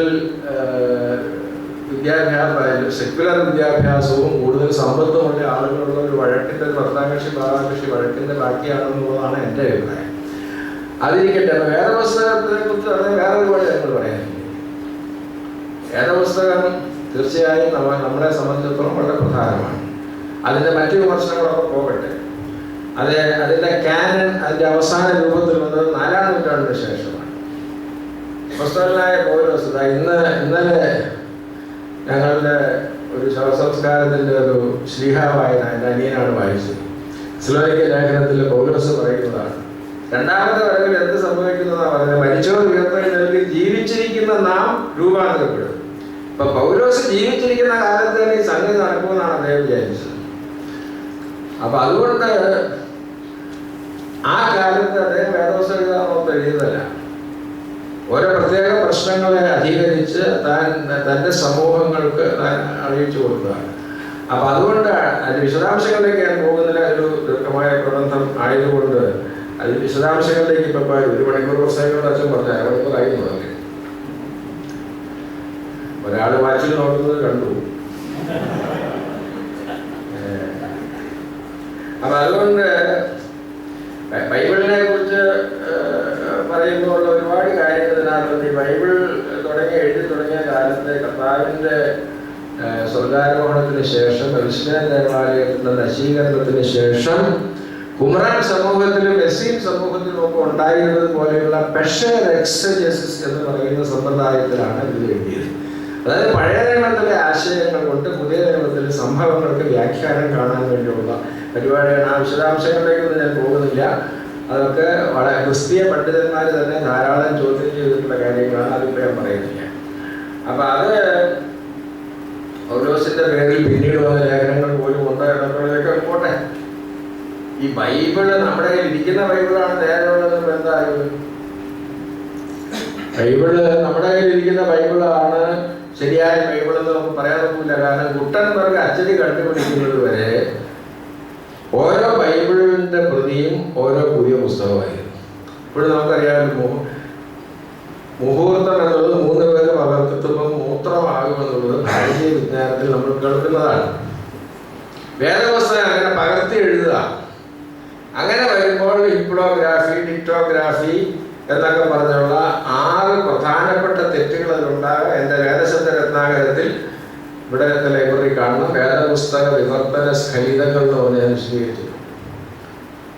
അതിൻ്റെ ഏറ്റവും കൗതുകകരമായ ഉദാഹരണം, നമ്മളിപ്പോൾ വായിക്കുന്ന വേദപുസ്തകത്തിൽ നമ്മൾ വായിക്കുന്ന എന്താണ്, ഒരു കുളത്തിലെ വെള്ളം മാലാഖ വന്ന് കലക്കും, അത് കഴിഞ്ഞ് ആദ്യം ഇറങ്ങുന്ന ആൾ രക്ഷപ്പെടും. ഇതാണ് നമ്മളിപ്പോൾ കിങ് ജെയിംസ് വേർഷനിൽ അങ്ങനെയാണ്. പക്ഷെ കിങ് ജെയിംസ് വേർഷൻ എഴുതിയതിന് ശേഷം കണ്ടുപിടിച്ചൊരു മാനുസ്ക്രിപ്റ്റിന്റെ ഈ ഇങ്ങനെയല്ലേ മാലാഖ വന്ന് കലക്കുമെന്നുള്ളത് ഒരു നാട്ടുവർത്തമാനമായി പ്രചാരത്തിലുണ്ട് എന്നൊരു സൈഡ് മാർജിൻ നോട്ടാണ്. അതിന് ശേഷം പഠിച്ചതിനകത്ത് ബ്രാക്കറ്റിലൊക്കെ ഇട്ടിട്ടുണ്ട്. അപ്പം അതുകൊണ്ട് ആ പ്രശ്നങ്ങളൊക്കെ പോട്ടെ, അതൊക്കെ ഇതുമായിട്ടൊന്നും ബന്ധപ്പെട്ടതല്ല, ആക്കുന്നില്ല. ഇത് നമ്മൾ മനസ്സിലാക്കാൻ വേണ്ടി പറഞ്ഞതാണ്. എന്തുകൊണ്ട് ഞാൻ പറയുന്നത്, ഇതിനകത്തുള്ള നമ്മളുടെ അടിസ്ഥാന പ്രശ്നങ്ങൾ നമ്മൾ മറ്റു മതത്തിൽപ്പെട്ട ആളുകളുമായി ചർച്ച ചെയ്യുമ്പോൾ ബൈബിൾ ഉദ്ധരിച്ചുകൊണ്ട് അതിന് മറുപടി പറയരുത്. ബൈബിൾ ഉദ്ധരിച്ചുകൊണ്ട് മറുപടി നമ്മളോട് പറയാം, തർക്കിക്കാം. പക്ഷെ പുറത്തുള്ള ആളുകളോട് ബൈബിളിൽ ഇങ്ങനെ പറഞ്ഞിട്ടുണ്ട്, അതുകൊണ്ട് ഞങ്ങളുടെ മതമാണ് ശരി എന്ന് പറഞ്ഞാൽ അത് ബൈബിൾ സ്വീകരിക്കുന്നവർക്ക് മാത്രമേ ബാധകമാവുകയുള്ളൂ എന്നുള്ളതാണ് നമ്മൾ അറിയുന്നത്. ബൈബിളിനകത്ത് തന്നെ പറഞ്ഞിരിക്കുന്നത് എന്താണ് പറഞ്ഞിരിക്കുന്നത്? മനുഷ്യൻ സ്നേഹത്തോടും കരുണയോടും കൂടെ ജീവിക്കണം. അതാണ് മീഖായുടെ പ്രവചനത്തിന്റെ 6-ാം അധ്യായത്തിന്റെ 8-ാം വാക്യത്തിൽ എന്താ പറയുന്നത്? ദൈവത്തിന് ആഗ്രഹമുള്ളത് കരുണ വേണം, ദൈവസന്നിധിയിൽ വിനയത്തോടുകൂടി നടക്കാൻ സാധിക്കണം. അതുകൊണ്ട് ലൂക്കോസിന്റെ സുവിശേഷം 6-ാം അധ്യായത്തിൽ 31-ാം വാക്യം വളരെ പ്രധാനമായിട്ടുള്ള, എല്ലാവർക്കും അറിയാവുന്നില്ല, മറ്റുള്ളവർ നിങ്ങൾക്ക് എന്ത് ചെയ്യണമെന്ന് ആഗ്രഹിക്കുന്നുവോ അത് തന്നെ നിങ്ങൾ മറ്റുള്ളവർക്കും ചെയ്യണം. കർത്താവ് പുതിയതായിട്ട് കാര്യം പറഞ്ഞാണ്. കർത്താവ് ജനിക്കുന്നതിന് 500 വർഷം മുമ്പ് കൺഫ്യൂഷ്യസ് എന്ന് പറഞ്ഞു. സ്വരാഷ്ട്രീയ മതത്തിൽ ഇത് പറഞ്ഞിട്ടുണ്ട്. ഇത് ആഫ്രിക്കൻ മതങ്ങളുടെ ഏത് മതമെടുത്ത എല്ലാ മതത്തിലും പറഞ്ഞിട്ടുണ്ട്. മറ്റുള്ളവർ നിനക്ക് എന്തെങ്കിലും ചെയ്യുന്നത് മോശമാണ് നിനക്ക് തോന്നുന്നെങ്കിൽ ആ സംഗതി നിങ്ങൾ മറ്റുള്ളവർക്ക് ചെയ്യരുത്. ഞാൻ എൻ്റെ ക്രിസ്തു ഭഗവത്ഗീത എന്ന പേരിൽ ഏറ്റവും ഒടുവിൽ മനോരമ പുറത്തിറക്കിയ പുസ്തകത്തിൽ ഇത് പറയുന്നുണ്ട്. ഒരാൾ എൻ്റെ മുഖത്ത് തുപ്പുന്നത് എനിക്ക് ഓർക്കാൻ പോലും ഇഷ്ടമില്ലാത്തൊരു കാര്യമാണെങ്കിൽ ഞാൻ യാതൊരു കാരണവശാലും മറ്റൊരാളുടെ മുഖത്ത് തുപ്പരുത്. അത് മനസ്സിലാക്കാൻ എളുപ്പമാണ്. പക്ഷെ എൻ്റെ പുസ്തകത്തിൽ ഞാൻ വിശദീകരിച്ചിട്ടുള്ളത് പോലെ ഗിരിപ്രഭാഷണത്തിൽ അതിനപ്പുറത്തേക്ക് ഒരർത്ഥമുണ്ട്. ഞാൻ അത്യാവശ്യമായിട്ട് പോകുമ്പോൾ, എൻ്റെ മുമ്പിലോടുന്ന വണ്ടി സ്പീഡ് കുറവായിട്ട് പോകുമ്പോൾ അല്പം ഒന്ന് മാറി എനിക്കൊരു സൈഡ് തന്നാൽ എനിക്ക് സൗകര്യമാണെന്ന് തോന്നിയാൽ എൻ്റെ പുറകെ ഒരുത്തൻ ആ സാഹചര്യത്തിൽ വന്നാൽ അവൻ ഹോൺ അടിക്കുന്നതിന് മുമ്പ് അവന് ഞാൻ സൈഡ് കൊടുക്കണം എന്നാണ് ഇതിൻ്റെ അർത്ഥം. ക്രിസ്തുവിൻ്റെ ഒരു കോൺട്രിബ്യൂഷനാണത്. ഒരു നെഗറ്റീവായിട്ടുള്ളൊരു കൽപ്പനയെ പോസിറ്റീവായിട്ട് മാറ്റി അതൊക്കെ പറയാൻ കൊള്ളാം. പക്ഷെ അതിനകത്ത് ഒന്നുമില്ല. പിന്നെ അതിനകത്ത് പിന്നെ എന്താണ് ഉള്ളതെന്ന് ചോദിച്ചാൽ നമ്മളുടെ വേദശാസ്ത്രവുമായി ബന്ധപ്പെട്ട കാര്യങ്ങളൊക്കെ വരുമ്പോഴാണ് ഇത് വരുന്നത്. പക്ഷെ അത് ജീവിതത്തെ അതിൻ്റെ അനുഭവം കൊണ്ടാണ് അറിയേണ്ടത്. എനിക്ക് ഗീവർഗീസ് മാർ ഒസ്താത്യോസ് തിരുമേനി പറയുകയും അതിൻ്റെ പേരിൽ വിമർശിക്കപ്പെടുകയും ചെയ്ത ഒരാശയമാണ് നിത്യ നരകം എന്നുള്ളത് ദൈവത്തിൻ്റെ സ്നേഹം എന്നുള്ള ആശയവുമായി ചേർന്ന് പോകുന്നതല്ല. ഒന്ന് ആലോചിച്ച് നോക്കിയാൽ നമുക്ക് യുക്തി കൊണ്ട് അറിയാൻ വേണ്ടേ? 7-10 മേലെയായാൽ 80 മാത്രം. അപ്പൊ നമ്മളുടെ ആയുസ് നിത്യതയിലേക്ക് നമ്മൾ പോകുന്നതിനകത്ത് ആകെ ഒരു 80 വർഷം നമുക്ക് കിട്ടിയതിനകത്ത് നമ്മൾ കാണിക്കുന്നതിനെ ആശ്രയിച്ച് നീ ഈ AC മുറിയിലിരുന്നോ, നീ അടുക്കളയുടെ അപ്പുറത്ത് തീ കൂട്ടിരിക്കുന്നത് പോയിരുന്നു എന്ന് പറയുന്നതിനാണ് ദൈവമെന്ന് വിശ്വസിക്കാൻ വിഷമമാണ്. കർത്താവ് അങ്ങനെയല്ല. കർത്താവ് പറഞ്ഞിരിക്കുന്ന തരത്തിലാണ് ദൈവത്തിന്റെ സ്വഭാവമെങ്കിൽ വെറും 80 വർഷത്തെ ഈ ഭൂമിയിലെ അറിവില്ലായ്മയുടെ കാലങ്ങളുടെ അടിസ്ഥാനത്തിൽ നിത്യമായി ദൈവം നമ്മളെ വിധിക്കുമെന്ന് നമ്മൾ അങ്ങനെ വിശ്വസിക്കും. മുടിയനായ പുത്രന്റെ ഉപമായ തെറ്റായി അറിയപ്പെടുന്ന ആർദ്രവാനായ പിതാവിന്റെ കഥയിൽ നമ്മൾ എന്താ കാണുന്നത്? ഇപ്പൊ നമ്മൾ സഭയിൽ പറയുന്ന കാര്യങ്ങളൊന്നും അല്ല അവിടെ കാണും. നമ്മൾ സഭയിൽ ഒരാളെ തെറ്റ് ചെയ്തൊന്നും എന്താ പറയുന്നത്? നിന്റെ അങ്ങനെ സ്വീകരിക്കാൻ നീ ഇന്ന പ്രായശ്ചിത്തം ചെയ്യണം. മുടിയനായ പുത്രന്റെ അപ്പം പറഞ്ഞു നീ അവരുടെ പ്രായശ്ചിത്തം ചെയ്തിട്ട് വരാൻ. അവനവിടെ പോയത് എന്തിനാ? ജോലിക്ക് വേണ്ടി പോയതാ. നിങ്ങളൊന്നുകൂടെ ഞാൻ പറഞ്ഞിട്ട് ബോധ്യഭാവത്തിൽ പോയി വായിച്ചു നോക്കണം. മുടിയനായ പുത്രൻ തിരിച്ചു പോയത് അരുതം ചെയ്യോ ഞാൻ എൻ്റെ അപ്പനോട് പിഴങ്ങി പോകുന്നല്ലോ എന്ന് ഓർത്തിട്ട് അതിന് മാപ്പ് പറയാൻ പോയതല്ല. മുടിയനായ പുത്രൻ അവരുടെ ജോലിക്കാരനായിട്ടിരിക്കുക. അവിടുത്തെ അവരുടെ എംപ്ലോയർ അവന് ശരിക്കും ശമ്പളം കൊടുക്കൂല, ശമ്പളം കൊടുക്കൂല.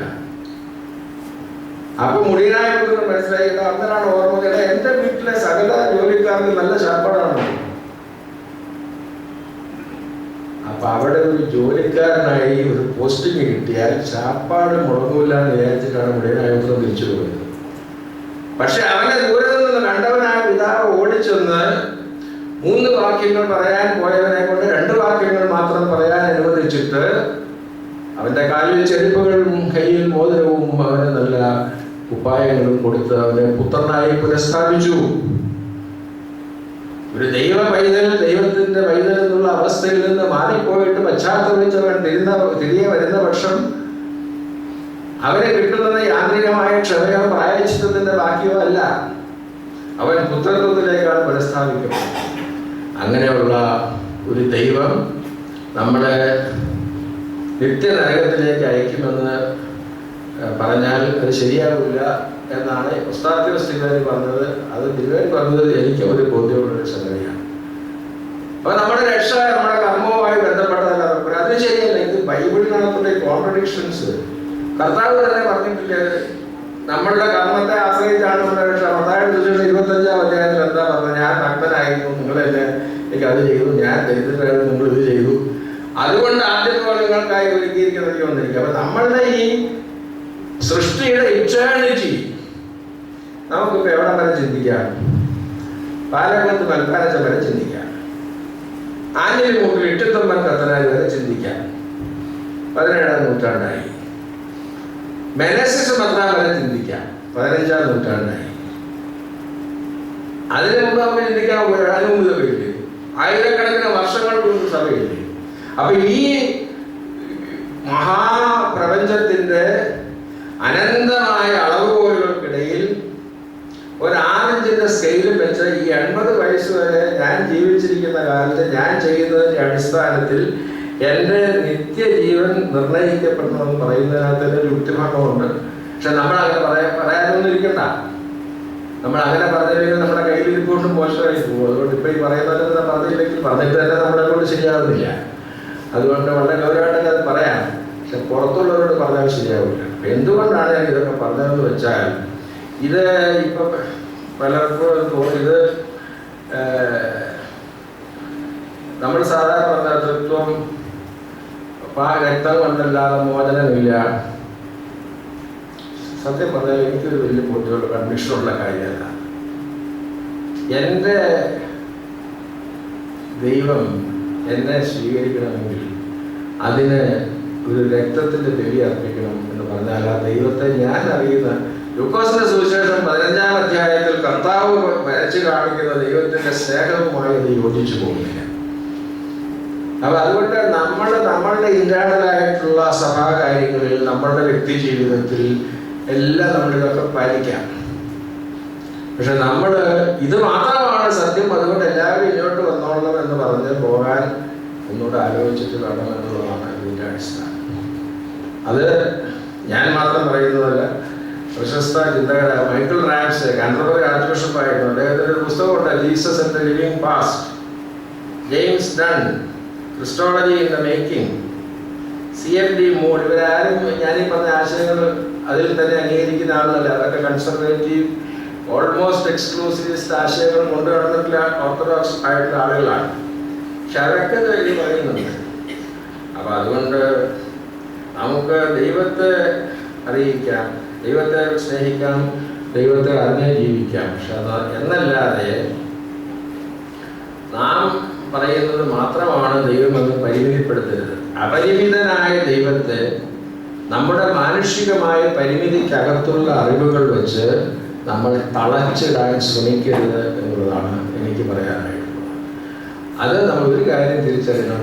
ഇന്ത്യയിൽ മഹാത്മാഗാന്ധി ഇല്ലാത്ത സ്വർഗം ദരിദ്രമായിരിക്കുന്നു സ്റ്റാൻലി ജോൺസ് പറഞ്ഞതിന്റെ ഇവിടെ കുറെ ആളുകൾ ബഹളമുണ്ടാക്കി ആ കാലത്ത്. ഡെസ്മണ്ട് ടുട്ടു പറഞ്ഞിട്ടുണ്ട്, ഗാന്ധി ഇല്ലാതെ എങ്ങനെയാണ് ഒരു സ്വർഗം ഉണ്ടാകുന്നത്. ആ ഒരു ചിന്തയിലേക്ക് വരുമ്പോൾ അതിന് വേദപുസ്തകം ഉദ്ധരിച്ച് അദ്ദേഹം യേശുക്രിസ്തുവിനെ രക്ഷിതാവായി സ്വീകരിച്ചില്ല എന്ന് പറഞ്ഞാൽ നമ്മൾ തമ്മിൽ പറയാനുള്ള ഇങ്ങനെയുള്ള വേദശാസ്ത്ര പ്രശ്നങ്ങൾ തീർക്കാൻ നമ്മളുടെ വേദപുസ്തകം മാത്രമാണ് അടിസ്ഥാനമെന്ന് നമ്മൾ പറയുന്നത് ഔദ്ധത്യമാണ്. അപരിമിതനായ ദൈവത്തെ പരിമിതമായ മനസ്സുകൊണ്ട് നിർവചിക്കാനും വരച്ചെടുക്കാനുമുള്ള മനുഷ്യന്റെ അഹങ്കാരത്തിന്റെ പ്രതിഫലനമാണത് എന്നുള്ളതാണ് ദൈവത്തിന് മതമില്ല എന്ന് പറയാൻ കാരണം. എല്ലാ മതങ്ങളും ഉണ്ടാകുന്നതിന് മുൻപേ ഉണ്ടായിരുന്നവൻ ആണ് ദൈവം. എനിക്ക് വിശ്വാസമില്ല എന്നല്ല ഈ പറയുന്നതിന്റെ അർത്ഥം. എനിക്ക് മനസ്സിലാകാത്ത കാര്യങ്ങളിൽ വിശ്വസിക്കുന്ന വിശ്വാസിയായ ഒരാളാണ് ഞാൻ. നമ്മുടെ കുഞ്ഞുമോനുണ്ട്, ജസ്റ്റിസ് KT തോമസ്, സ്ഥലത്തില്ലാത്തതുകൊണ്ടാണ് വരാത്തതെന്ന് അച്ഛനോട് പറഞ്ഞേക്കുന്നത്. കുഞ്ഞുമാനെ പറയുന്നത് യേശുക്രിസ്തു ദൈവമാണെന്നുള്ള കാര്യത്തെ കുറിച്ച് ഇന്റലക്ച്വൽ ഡൗട്ട്സ്. അപ്പൊ അതുകൊണ്ട് സത്യദൈവത്തിൽ നിന്നുള്ള സത്യദൈവം എന്ന് വിശ്വാസ പ്രമാണം ചെല്ലുമ്പോൾ പെട്ടാതെ നിൽക്കുന്ന ആളുകൾ നമ്മുടെ കൂട്ടത്തിലുണ്ട്. ഞാൻ ആളുകളൊന്നുമില്ല, ഞാൻ അതൊക്കെ ചെല്ലുന്ന ആളാ. പിതാവിലും പുത്രനിലും പുത്രന്റെ കഷ്ടാനുഭവത്തിലും പുനരുത്ഥാനത്തിലും പരിശുദ്ധാത്മാവിലും സഭയിലും ഏക മാമോദീസായിലും പുനരുത്ഥാനത്തിലും നിത്യജീവനിലും ഒക്കെ വിശ്വസിക്കുന്നു. ദിവസവും ഏറ്റു പറയുന്ന ആളാണ്. എൻ്റെ വിശ്വാസം പോയി എന്ന് വിചാരിക്കരുത്. പക്ഷെ നമ്മളുടെ മതപരമായ ചിന്തകൾ നമ്മളുടേത് മാത്രമാണ് എന്നും മറ്റുള്ളവരുടേതൊക്കെ മോശമാണ് എന്നുള്ളൊരു ധാരണയിലേക്ക് നമുക്ക് പോകാൻ അവകാശമില്ല. നമ്മളിനി ഇവിടെ തെളിയിക്കേണ്ടത് നമ്മളുടെ ജീവിതം കൊണ്ട് നമ്മളുടെ ക്രിസ്ത്യാനിത്വം എങ്ങനെ മറ്റുള്ളവരിനേക്കാൾ ഭേദമായി, അത് നമ്മളുടെ ജീവിതം കൊണ്ട് നമുക്ക് തെളിയിക്കാൻ സാധിക്കണം. അത് എന്തുമാത്രം സാധിക്കുന്നുണ്ട് എന്ന് ചോദിച്ചാൽ നമ്മൾ ജഡ്ജ്മെന്റിലൊന്നും ആവണ്ട. എന്നോട് കഴിഞ്ഞ ദിവസം ഒരാൾ പറഞ്ഞു, ഒരു കേരളത്തിലെ ഒരു സഭാധ്യക്ഷൻ 2,36,00,000 ഒരു കാർ വാങ്ങിച്ചു. 2,36,00,000 വിലയുള്ള കാർ ഉണ്ടെന്ന് എനിക്കറിഞ്ഞൂടെ. അന്വേഷിച്ച സംഗതി ശരിയാണ്. അപ്പൊ ഞാൻ അദ്ദേഹത്തോട് ചോദിച്ചു, അദ്ദേഹം ഒരു പ്രസംഗത്തിൽ പറഞ്ഞു, ഞാൻ പാവമാണ്, നിങ്ങളുടെയൊക്കെ സംഭാവന ഉണ്ടെങ്കിൽ എനിക്ക് മുമ്പോട്ട് പോകാൻ പോകുന്നു പറഞ്ഞപ്പോൾ ഞാൻ ചോദിച്ചു, കാറിന് ഇത്രയും വിലയുണ്ടെന്ന് കേട്ടല്ലോ. അതെന്റെ അല്ലല്ലോ, അത് സഭയുടെ അല്ലേ, സഭയുടെ അന്തസ്സിന് വേണ്ടി ഞാൻ വാങ്ങിച്ചു എന്നല്ലാതെ ഞാനും അത് നമ്മൾ അതിനെക്കുറിച്ചൊന്നും പറയേണ്ടത്. അതൊക്കെ ദൈവം തിരികെ നമുക്ക് തോന്നുള്ളൂ. ജഡ്ജ്മെന്റിലാവേണ്ട ഒരു കാര്യമില്ല. പക്ഷെ നമ്മളെ കണ്ടാൽ ഒരാൾക്ക് ക്രിസ്ത്യാനി ആകണം എന്ന് തോന്നണം. ആഫ്രിക്കയിലെ ഒരു ഗ്രൂപ്പ് ഒരു ഇന്റർനാഷണൽ മിഷണറി കോൺഫറൻസ് പറഞ്ഞ അടുത്ത കാലത്ത് വായിച്ചതാണ്. What is the method you employ എന്ന് ചോദിച്ചപ്പോൾ അവിടുത്തെ ജോലി പറഞ്ഞു, വി ഡോണ്ട് പ്രീച്ച്.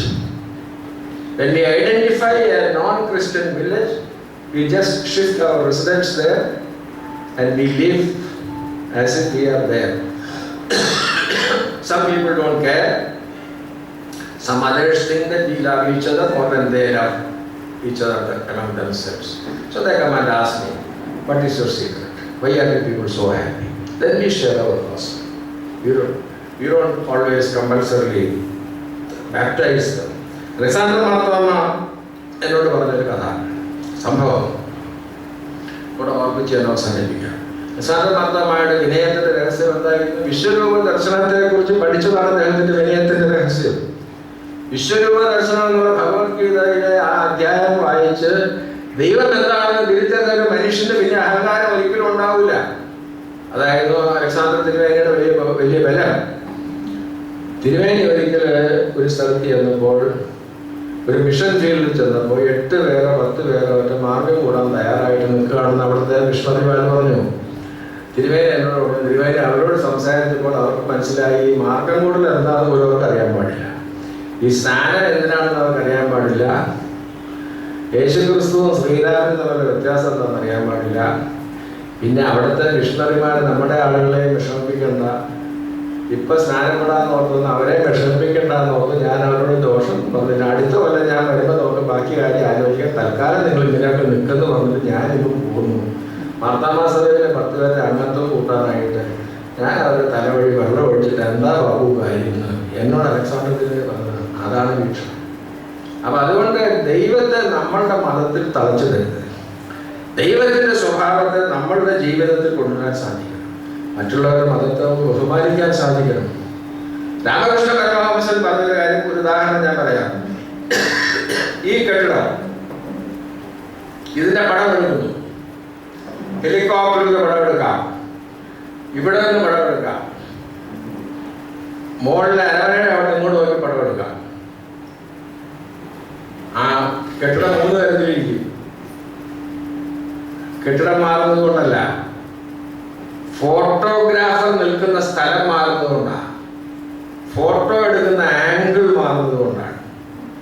ഇത് രാമകൃഷ്ണ പരമഹംസൻ യേശുക്രിസ്തു തന്നിലേക്ക് വന്ന് തന്നിൽ ജീവിക്കുന്നു എന്ന് പറഞ്ഞ ആളാണ്. രാമകൃഷ്ണ പരമഹംസൻ എന്താ ചെയ്തത്? രാമകൃഷ്ണ പരമഹംസൻ പറഞ്ഞു, ഞാനൊരു ദിവസം ഇങ്ങനെ പോയപ്പോൾ ഒരു യുവ സുമുഖനായ ഒരാൾ ഇങ്ങനെ എന്നെ സൂക്ഷിച്ചു നോക്കുന്നത് കണ്ടു. ഞാനും നോക്കി, ഇതെന്താണ് ഇയാൾ എന്ത് ഭാവിച്ചിട്ടാണെന്ന് ഓർത്തു. കുറച്ചു കഴിഞ്ഞ് എൻ്റെ അടുത്ത് വന്നപ്പോൾ പെട്ടെന്ന് ആൾ എന്നിലേക്ക് പ്രവേശിച്ച് ഇല്ലാതായി തീർന്നു. പിന്നെ ഞാൻ അയാളെ കണ്ടില്ല. ക്രിസ്തുവിനെ സ്വാംശീകരിച്ച അനുഭവത്തെ കുറിച്ച് പരമഹംസൻ പറഞ്ഞതാണ്. ആ പരമഹംസനാണ് പറയുന്നത്, ഒരു കെട്ടിടം കണ്ടാൽ എങ്ങനെ ഇരിക്കും എന്നുള്ളത് ഫോട്ടോഗ്രാഫർ എവിടെ നിൽക്കുന്നു, ക്യാമറ എങ്ങനെ തിരിച്ചു പിടിക്കുന്നു എന്ന് ആശ്രയിച്ചിരിക്കുമെന്ന്. അത് വായിച്ചു കഴിഞ്ഞപ്പോൾ എനിക്ക് നമുക്ക് കുറച്ചുകൂടെ മനസ്സിലാകുന്ന വേറൊരു ഉദാഹരണം എൻ്റെ മനസ്സിൽ തോന്നി. ഞാൻ പലർക്കും എഴുതിയിട്ടും പറഞ്ഞിട്ടുള്ളതാണ്, നേരത്തെ കേട്ടിട്ടുള്ളവർ ക്ഷമിക്കണം. രാവിലെ 8 മണിക്ക് ഇംഗ്ലണ്ടിൽ ഒരു സാഹിബ് ബ്രേക്ക്ഫാസ്റ്റ് കഴിഞ്ഞ് ജോലിക്ക് പോകുന്നു. അദ്ദേഹം വെയിൽ കൊള്ളും. പ്രഭാത സൂര്യന്റെ ഇളം വെയിൽ. സന്തോഷമായിട്ട് ഓഫീസിൽ ചെല്ലുന്നു, ജോലി ചെയ്യും. ആ 8 മണിക്ക് അദ്ദേഹം ജോലി ചെയ്യുന്ന സമയത്ത് ഗ്രീനിച്ച് മീൻ ടൈമിൽ നിന്ന് 5.5 മണിക്കൂർ മുമ്പിലുള്ള ഡൽഹിയിലെയോ മാങ്ങാനത്തെയോ ഒരാള് സംബന്ധിച്ചിടത്തോളം 1:30 മണിയാണ്. സൂര്യനെ നേരെ നോക്കാൻ വയ്യ, കൊടയില്ലാതെ ഇറങ്ങാൻ വയ്യ, ഉഷ്ണിച്ചിട്ട് രക്ഷയില്ല. അതേ സമയത്ത് ഇവിടെ നിന്ന് 5.5 മണിക്കൂർ വീണ്ടും സമയം മാറിയിട്ട് വൈകുന്നേരം സന്ധ്യയ്ക്ക് 7 മണിയാകുമ്പോൾ ന്യൂസിലൻഡില് കുടിയേറിയിരിക്കുന്ന എൻ്റെ അനന്തരവളും അവളുടെ യുവാവായ ഭർത്താവും കൂടെ കടൽപ്പുറത്തിരുന്ന് അസ്തമയ സൂര്യനെ കാണുകയാണ്. എല്ലാ കവിഭാവനകളെയും ഉദ്ദീപിപ്പിക്കുന്നതും എല്ലാ ആർദ്രമായ പ്രണയവികാരങ്ങളെ തൊട്ടുണർത്തുന്നതുമായ അതിമനോഹരമായ സായന്ന സൂര്യന്റെ, അസ്തമയ സൂര്യന്റെ ദൃശ്യം. എത്ര സൂര്യൻ? ഒരു സൂര്യൻ. ഇംഗ്ലണ്ടിൽ സാഹിബ് കണ്ട ഇളം വെയിലും ഡൽഹിയിൽ മാങ്ങാനത്ത് നമ്മൾ കാണുന്ന ചുടുവെയിലും ന്യൂസിലൻഡിൽ എൻ്റെ അനന്തരവൾ കാണുന്ന സുന്ദരമായ അസ്തമയ സൂര്യനും ഒരു സൂര്യനാണ്. ഈ അനുഭവങ്ങളെ വ്യതിരിക്തമാക്കുന്നത് അവർ എവിടെ നിൽക്കുന്നു എന്നുള്ളതാണ്. അതുകൊണ്ട് ഞാൻ നിൽക്കുന്ന സ്ഥലമായിരിക്കാം എനിക്ക് ഏറ്റവും സന്തോഷം. ഞാൻ ഒരിക്കലും ഒരു ഹിന്ദു ആകാൻ പോകുന്നില്ല, ഞാനൊരു മുസൽമാനാകാൻ പോകുന്നില്ല. ഞാൻ യേശുക്രിസ്തു അവിടെ ഇല്ല എന്നുള്ളതാണ് എനിക്കുള്ളൊരു പരാതി. ഞാൻ യേശുക്രിസ്തുവുമായുള്ള തീക്ഷ്ണമായ വ്യക്തിബന്ധത്തിൽ ജീവിക്കുകയും സഭ പഠിപ്പിക്കുന്ന വിശ്വാസങ്ങൾ ഏറ്റുപറയുകയും ചെയ്യുന്ന ആളാണ്. പക്ഷെ ഞാൻ പറയുന്നത് മാത്രമാണ് സത്യമെന്ന് അപരിമിതനായ ദൈവത്തെ എൻ്റെ പരിമിതമായ ബുദ്ധിയിൽ ഒതുക്കാൻ ഞാൻ തയ്യാറല്ല. അതുകൊണ്ട് ഇംഗ്ലണ്ടിൽ ഇരിക്കുന്ന സാഹിബ് പാസ്പോർട്ട് എടുത്ത് വിസ കുത്തി ഇവിടെ വന്ന് ഡൽഹിയിലെ സൂര്യനെ ഇങ്ങനെ മേപ്പോട്ട് നോക്കിയാൽ മാത്രമേ അയാൾക്ക് സൂര്യനെ അറിയാൻ ഒക്കുള്ളൂ എന്ന് പറയുന്നത് ഔദ്ധത്യമാണ്. ആ ഒരു തിരിച്ചറിവ് നമുക്ക് ഉണ്ടാകണമെങ്കിൽ മതങ്ങൾ ഉണ്ടാകുന്നതിന് മുൻപ് ദൈവം ഉണ്ടായി എന്നറിയണം. ഫിലോ എന്ന ഗ്രീക്ക് ചിന്തകൻ ഒരു കായനെയും ഹാബേലിനെയും കുറിച്ച് ഒന്നിലധികം ഉപന്യാസങ്ങൾ എഴുതിയിട്ടുണ്ട്. അതിൽ ഒരു ഉപന്യാസത്തിൽ അദ്ദേഹം കായനെയും ഹാബേലിനെയും വേർതിരിച്ചത് എന്താണ്? ലവ് സെന്റേഡ് അല്ലെങ്കിൽ ഗോഡ് സെന്റേഡ് ആയിട്ടുള്ള ഹാബേലിന്റെ വ്യക്തിത്വവും സെൽഫ് സെന്റേഡ് ആയിട്ടുള്ള കായന്റെ വ്യക്തിത്വം. ആ പ്രഹേളിക തന്നെയാണ്, ആ ചോദ്യം തന്നെയാണ് ഇന്ന് നമ്മയും പിന്തുടരുന്നത്. നമ്മൾ തിരിച്ചറിയണം, ഇത് നമ്മളുടെ വിശ്വാസത്തിൽ വെള്ളം ചേർക്കാനല്ല. നമ്മൾ ഓരോരുത്തരെയും ദൈവം ഓരോ സ്ഥലത്ത് ആക്കി വെച്ചിട്ടുണ്ട്. അത് ദൈവത്തിൻ്റെ പദ്ധതി കാണും. എന്തുകൊണ്ടാണ് ദൈവം എന്നെ ഒരു റോമൻ കത്തോലിക്കനാക്കി, ഒരു ജസ്യൂട്ട് വൈദികനാക്കി എടുക്കാതിരുന്നത്? എന്തുകൊണ്ടാണ് എന്നെ യാക്കോബായ സഭയിൽ ജനിച്ചിട്ട് തന്നെ പട്ടത്തിന് വിടാതെ ഇരുന്നത്? ഇപ്പം എന്നാണ് ഞാൻ ആരാണ്ട് പറഞ്ഞത്, ഞാനിപ്പോൾ വാസ്തവത്തിൽ കാതോലിക്കായിട്ടിരിക്കേണ്ടതാണ്. ചാൻസ് കിട്ടിയില്ല. ഇതിനൊക്കെ ദൈവത്തിന്റെ കയ്യിലൂടെ കളികളാണ്. അത് നമ്മൾ അംഗീകരിക്കുന്നു. എൻ്റെ ദൈവം എന്നെ സ്നേഹിക്കുന്നവനാണ് എന്ന്. ആ ദൈവത്തെ ഞാൻ മനസ്സിലാക്കുന്നത് എൻ്റെ വേദപാഠ ക്ലാസ്സുകളിൽ പഠിച്ചതുപോലെയും എൻ്റെ വീട്ടിൽ പഠിച്ചതുപോലെയും ആണ് എന്നുള്ളത് ശരിയാണ്. പക്ഷെ അത് മാത്രമാണ് സത്യം എന്ന് പറഞ്ഞുകൊണ്ട് മറ്റുള്ള ആളുകളെ മുഴുവൻ തള്ളിക്കളയുവാൻ നമുക്ക് അവകാശമില്ല എന്ന് മാത്രമാണ് എനിക്ക് ബോധിപ്പിക്കാറുള്ളത്. ദൈവത്തിന് മതമില്ല എന്ന് പറഞ്ഞത് എൻ്റെ അച്ഛൻ എനിക്ക് പറയുന്നത് ഒരു ചെറിയ ഉദാഹരണം കൂടെ പറഞ്ഞ് ഞാൻ അവസാനിപ്പിക്കാം. അച്ഛൻ എന്നോട് ഒരിക്കൽ പറഞ്ഞു, എടാ, ഒരു കൊച്ചിന് സുഖമില്ലാതെ ചാകാൻ കിടക്കുമ്പോൾ അതിൻ്റെ തള്ള അതിനെ എടുത്ത് ഇങ്ങനെ കയ്യിൽ വെച്ചുകൊണ്ട് എൻ്റെ ഗുരുവായൂരപ്പ എൻ്റെ കുഞ്ഞിനെ കാത്തുകൊള്ളണേ എന്ന് പറഞ്ഞാൽ എൻ്റെ പേര് ഗുരുവായൂരപ്പൻ എന്നല്ല, കർത്താവിനെ വിളിച്ചാലേ ഞാൻ സൂക്കേട് മാറ്റുള്ളൂ എന്ന് ദൈവം പറയുന്നു. അങ്ങനെ പറയുന്ന ദൈവം ദൈവമല്ല എന്ന് എന്നെ പഠിപ്പിച്ചത് എൻ്റെ അച്ഛനാണ്. ഫ്രാൻസിസ് മാർപ്പാപ്പായി സഭയുടെ വിശ്വാസം കിട്ടുമെന്ന് പറയുന്നില്ല. അദ്ദേഹം ആകെ പറയുന്നത് who am I to judge? സ്വർഗാനുരാഗിയായ ഒരു മനുഷ്യനെ ദൈവം വിധിക്കണം. സഭയുടെ ചട്ടക്കൂടുകളൊക്കെ എനിക്ക് പറയാം, മാർപ്പാപ്പായ്ക്ക് പറയാം, പക്ഷെ വിധിക്കാൻ അവകാശമില്ല. അതുകൊണ്ട് ദൈവം മതത്തിന് അതീതനാണ് എന്നുള്ള ആശയമാണ് ദൈവത്തിന് മതമില്ല എന്ന ആശയം കൊണ്ട് ഞാൻ ഉദ്ദേശിച്ചത്. നമ്മളുടെ മതം വേണ്ടെന്ന് വെക്കണമെന്നോ നമ്മളുടെ വിശ്വാസ പ്രമാണങ്ങൾ മാറ്റിയെഴുതണമെന്നോ ഒന്നുമല്ല ഈ പറഞ്ഞതിൻ്റെ അർത്ഥം. നമ്മളുടെ മതം നമ്മളുടെ ജീവിതത്തിൽ തെളിയണം. അതിലെന്തെങ്കിലും വ്യത്യാസമുണ്ടെങ്കിൽ നമ്മെ കാണുന്ന ആളുകൾക്ക് ആ വ്യത്യാസം അനുഭവപ്പെടാൻ സാധിക്കണം. ആ അനുഭവം നമുക്കുണ്ടാകുന്നതിൻ്റെ ഭാഗമായി നമ്മുടെ മതത്തെ നാം സ്നേഹിക്കുമ്പോൾ മറ്റുള്ളവരുടെ മതത്തെ ബഹുമാനിക്കാൻ കൂടെ നമുക്ക് ബാധ്യതയുണ്ട്. അവരും ദൈവത്തിൻ്റെ മക്കളാണ് എന്ന് മാത്രമാണ് ഞാൻ പറയാൻ ആഗ്രഹിക്കുന്നത്. മതങ്ങൾ തമ്മിലുള്ള കലഹങ്ങളും വിദ്വേഷങ്ങളും സൃഷ്ടിക്കുന്ന വിഭ്രമാത്മകമായ വിഹ്വലതകൾ കൊണ്ട് അടയാളപ്പെടുത്തപ്പെടുന്ന വർത്തമാനകാലത്ത് സഹിഷ്ണുതയുടെയും മാർജവത്തിൻ്റെയും പരസ്നേഹത്തിൻ്റെയും ശ്രേഷ്ഠമായ ഒരാശയത്തിലേക്ക് നമുക്കെല്ലാവർക്കും വരുവാനും അങ്ങനെ എല്ലാ മനുഷ്യരെയും ഹിന്ദുവെന്നും ക്രിസ്ത്യനെന്നും മുസ്ലിമെന്നും സൊറാസ്ട്രിയനെന്നും പാഴ്സിയെന്നും വേർതിരിച്ച് കാണാതെ ദൈവത്തിൻ്റെ മക്കളാകുന്ന നമ്മുടെ സഹോദരങ്ങൾ എന്ന് തിരിച്ചറിയുവാനും തക്കവണ്ണം നമ്മുടെ മനസ്സിനെ പാകപ്പെടുത്തുവാൻ ദൈവത്തിൻ്റെ പരിശുദ്ധാത്മാവ് നിങ്ങളെയും എന്നെയും ശക്തീകരിക്കട്ടെ എന്ന് പ്രാർത്ഥിച്ചുകൊണ്ട് ഞാൻ എൻ്റെ വാക്കുകൾ ഉപസംഹരിക്കുന്നു. ദൈവം നിങ്ങളെയും എന്നെയും